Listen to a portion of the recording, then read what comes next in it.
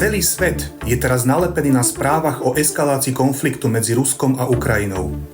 Všetci sedia a sledujú, že zbrane ničenia, ktoré ležia v skladoch, budú použité a nastane koniec sveta.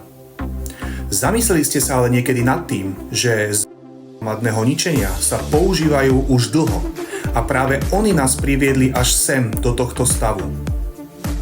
Vypočujte si tohto človeka, ktorý podáva podrobné informácie s analýzami a faktami o tom, kto, kedy, ako a prečo používa tie najstrašnejšie zbrane. Pochopením týchto informácií môžeme jednak ochrániť seba a svojich blízkych a jednak zastaviť tento šprint do priepasti.